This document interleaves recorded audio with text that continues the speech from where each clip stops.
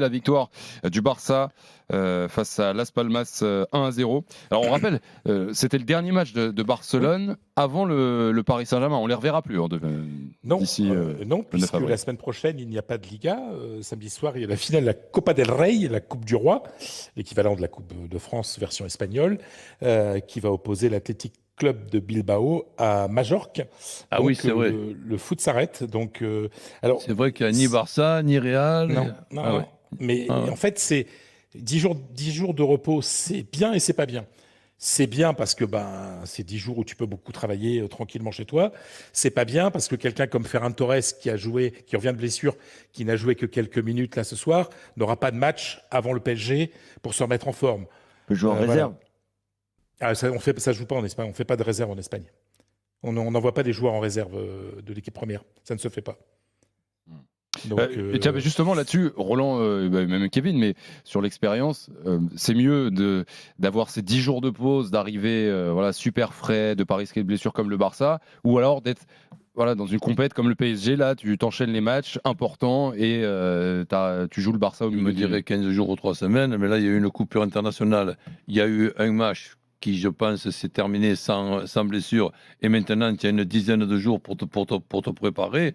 Mais évidemment que moi, je préfère ça qu'avoir des matchs tous les 3 jours avec des risques de blessure dans un effectif qui a pas été épargné du tout. Fredo, Il ne faut pas oublier les voyages. Les voyages, les allers-retours, les hôtels. Non, avoir 10 jours pour préparer ton match, c'est l'idéal quand même. Et puis, il vaut mieux recevoir Las Palmas que d'aller à Las Palmas, quand même. Parce que c'est loin, c'est le pas plus le même gros voyage. déplacement. En plus. C'est les Canaries, non, c'est ça? C'est les Canaries, Las Palmas, donc ça fait un petit bout. Ça y est, j'ai envie de partir en vacances. Juste sur le match du soir, justement, victoire 1-0. Las Palmas qui a perdu son gardien, enfin qui a pris un rouge très vite dans le match. Ça n'a pas été a priori un super match du Barça. On l'a regardé d'un œil avec Roland. Non. Un œil, ça suffisait, franchement. Ouais, parce que franchement, à la 25e minute, expulsion de Baez, le gardien de Las Palmas, pour une faute sur. En plus que c'est le dernier match, 10 jours avant le match contre Paris Saint-Germain, tu le fais même à 11 contre 10 pendant 1 heure. Voilà. Faute sur Rafinha, une sortie en dehors de sa surface, mais c'est incroyable qu'un gardien de première division fasse un truc pareil. Donc automatiquement, tout a été. Et le remplaçant n'a pas été mauvais, hein. Mais automatiquement, à ce moment-là, Las Palmas était condamné. Quand tu dois jouer plus d'1 heure face au Barça chez lui, avec un joueur en moins, et en plus avoir perdu ton gardien titulaire, et pourtant on s'attendait à une goleada du Barça, c'est-à-dire plusieurs buts. Non, ça s'est pas venu. Il a fallu collectivement, ça n'a pas été génial. Il a fallu encore une fois quelque chose de lumineux, personnel, c'est-à-dire une passe merveilleuse de João Félix pour la tête non moins merveilleuse de Rafinha dans la lucarne, et c'est tout.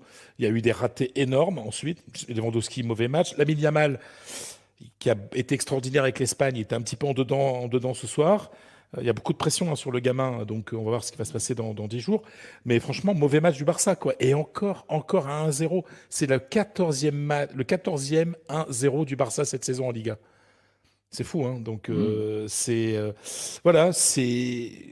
n'a pas été un bon Barça. Alors ces 3 points qui sont pris, ça met un peu de pression sur le Real qui reçoit l'Athletic Club de Bilbao demain soir.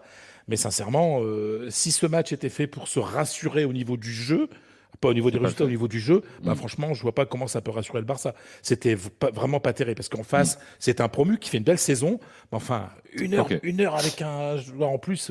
Oui, c'est vrai.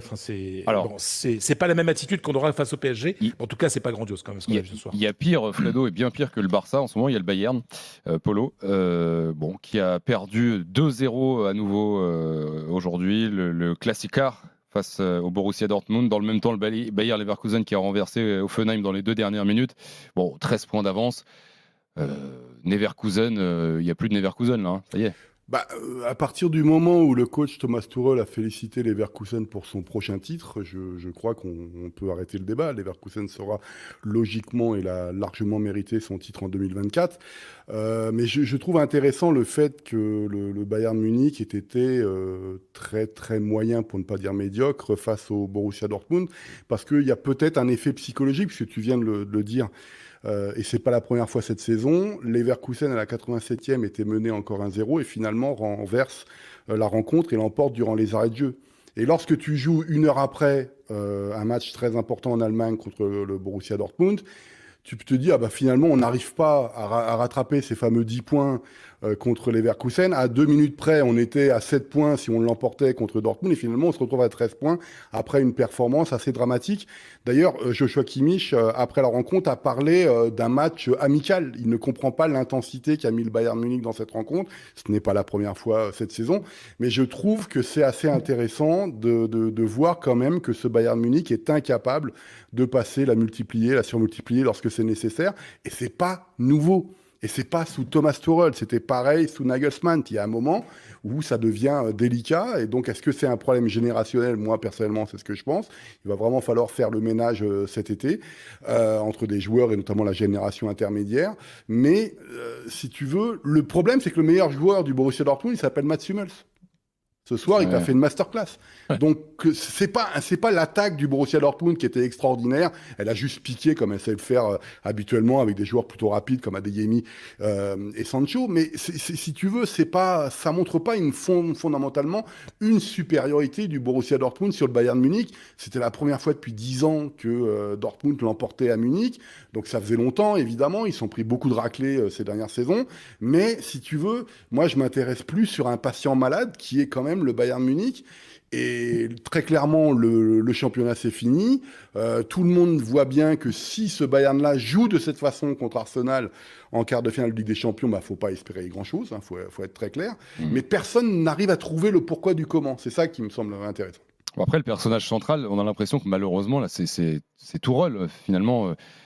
C'est encore plus cata depuis qu'il est arrivé, alors qu'il était censé redresser un peu le truc. Finalement, c'est encore pire. Pire, je sais pas. Il a remporté le championnat l'année dernière à la dernière seconde du championnat.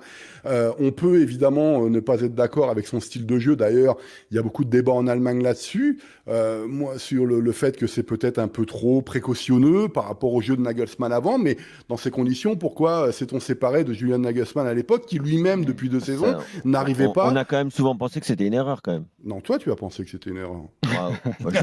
Je le pense toujours, en tout cas. Mais pense si tu veux, mais quand tu regardes tous les matchs du Bayern sous Nagelsmann, ça fait 3 ans. Tu viens de dire que c'est pas mieux depuis, donc. Non, mais c'est pas pour ça que c'est moins bien. Le Bayern 2024 de Thomas Tuchel est supérieur en points du Bayern de Nagelsmann version 2023. Donc si on reste purement mathématique, ce que fait Tuchel est supérieur à ce que fait Nagelsmann avant. Le truc qui est bien, c'est que là, on n'était pas dans les maths quand même. Il y a aussi ce qui est dégagé sur le terrain, l'entrain, le jeu offensif. Justement, ça fait 3 ans que le Bayern Munich, avec 2 coachs différents, Nagelsmann et Thomas Tuchel, lors des matchs retour, on n'arrive pas à envoyer la sauce. Et ça devient un peu délicat. Et c'est pour ça que de plus en plus de personnes au Bayern Munich veulent faire un ménage cet été, parce qu'on sent qu'il faut une nouvelle génération, une nouvelle aspiration. On ne sait pas au jour d'aujourd'hui quel sera le nouveau coach l'année prochaine, mais ce qui est sûr, c'est que les mots sont profonds et on n'arrive pas à savoir ce que c'est. C'est ça le problème, quoi.